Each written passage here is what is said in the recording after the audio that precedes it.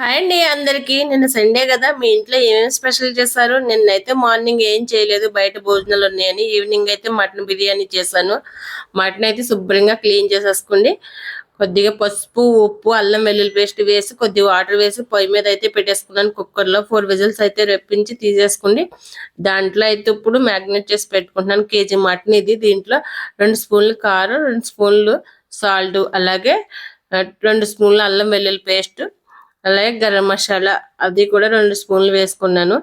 కొద్దిగా పసుపు, అలాగే 2 గెట్లు పెరుగు, కొత్తిమీర, పుదీనా, కొద్దిగా ఆయిల్, అలాగే ఒక నిమ్మ చెక్కని కూడా రసం తీసి పిండేసుకుని దీన్ని మొత్తం కలిపేసుకుంటే ఒక 2 అవర్స్ అన్నా ఫ్రిడ్జ్ లో అన్నా పెట్టుకోవచ్చు, లేదా బయట అన్నా పెట్టేసుకుంటే ఈ మొత్తం కూడా బాగా పడుతుంది. ఆ మటన్ కి పట్టి టేస్ట్ అయితే బాగుంటుంది, బాగా వస్తుంది బిర్యానీకి. ఆ ఫ్లేవర్ అంతా ఈ మొత్తం కూడానే ఈ కలిపేసి పక్కన పెట్టేసుకున్నాను కదా. తర్వాత అయితే దీంట్లోకి నేను కర్రీ చేయడానికి ఒక ఆనియన్ కట్ చేసుకున్నాను. 2 పచ్చిమిరపకాయలు కట్ చేసుకుని ఆయిల్లో కొద్దిగా వేయించుకుని, ఎందుకంటే గ్రేవీ బాగా రావడం కోసం వేయించేసుకుని, ఇది మ్యాగ్నేట్ చేసుకున్న మటన్ అయితే తీసుకొచ్చి ఇందులో వేసేసుకుని కాసేపు బాగా మగ్గనిచ్చాను.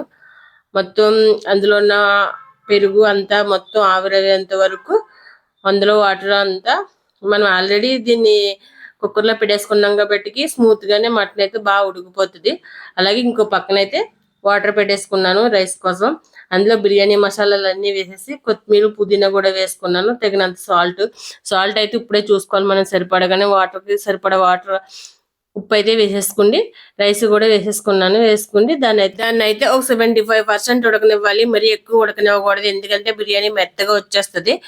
అది ఉడికిపోయిన తర్వాత ఈ మటన్ అయితే సగం తీసి పక్కన పెట్టేసుకున్నాను, ఎందుకంటే 2 లేయర్ల కింద వేసుకోవడానికి. కింద లేయర్ అయితే వేసేసుకోండి.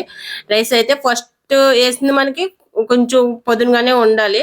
నెక్స్ట్ టైం వేసేటప్పటికి అది మెత్తపడిపోతుంది. ఫస్ట్ లేయర్ అయితే వేసేసుకోండి. దానిపై ఫ్రైడ్ ఆనియన్స్ వేసేసి కొత్తిమీర, పుదీనా కూడా వేసేసి మళ్ళీ 2వ లేయర్ కూడా వేసాను. అప్పుడు కొంచెం మనం ఇంకా పొయ్యి మీద ఉంటుంది కాబట్టి వేడి వాటర్లో ఇంకా కొంచెం మెత్తపడుద్ది రైస్.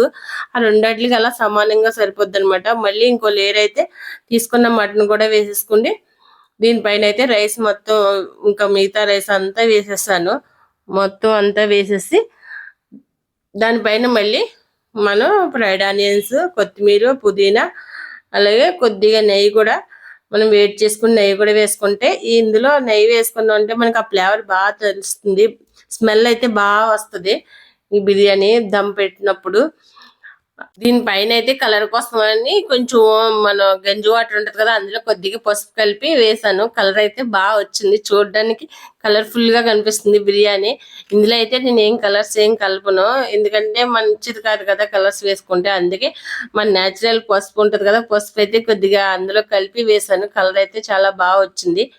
మనం దీనిపై మూత పెట్టేసుకుని, ఇవన్నీ వేసుకుని మూత పెట్టేసుకుని, దీనిపై బరువు ఏదైనా రాయన్న పెట్టుకోవచ్చు, లేదంటే గిన్నెతో వాటర్ పెట్టుకున్నా సరే ఒక 20 నిమిషాలు సిమ్ లో పెట్టుకుని అలా ఉంచితే బిర్యానీ అయితే చాలా పర్ఫెక్ట్ గా చాలా బాగా వచ్చింది. బిర్యానీ అయితే చూడడానికి కూడా కలర్ఫుల్ గా ఉంది, చూస్తుంటేనే నోరు ఊరిపోతుంది, అంతలా వచ్చింది బిర్యానీ.